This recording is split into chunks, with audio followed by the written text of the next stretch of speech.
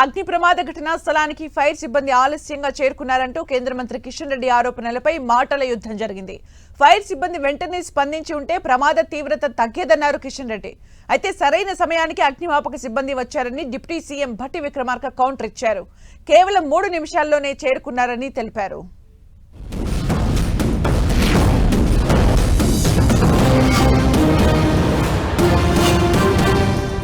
చాలా పెద్ద ప్రమాదం ఇది. కానీ ఫైర్ డిపార్ట్మెంట్కి సంబంధించి కొంత రిలీఫ్ యాక్టివిటీలో ఆలస్యం జరిగింది. ఫైర్ డిపార్ట్మెంట్కి సంబంధించినటువంటి వాళ్లకు ఆక్సిజన్కి సంబంధించినటువంటి ఎక్విప్మెంట్స్ లేకున్నాయి. దాని కారణంగా వెంటనే వాళ్ళు లోపలికి వెళ్ళలేకపోయారు. అదేవిధంగా ఫైర్ డిపార్ట్మెంట్కి సంబంధించినటువంటి వాటర్ కూడా తొందరగా పంపించలేదని ఆ కుటుంబ సభ్యులు బాధపడతా ఉన్నారు. ఏదైనప్పటికీ కూడా చాలా పెద్ద ప్రమాదము.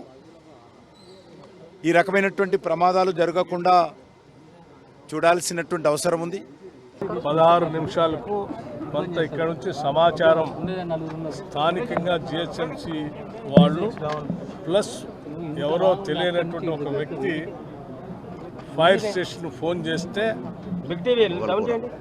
6 గంటల 17 నిమిషాలకే ఫైర్ ఇంజిన్ స్టార్ట్ అయ్యి 6 గంటల 20 నిమిషాలకి ఇక్కడ చేరుకొని కేవలం 3 నిమిషాల్లో ఇక్కడ ఈ ఫైర్ని ఆపటం కోసం ప్రయత్నం చేయటం. దాదాపు 11 ఫైర్ ఇంజిన్లు దీంట్లో పాల్గొని రెస్క్యూ ఆపరేషన్స్ చేశారు.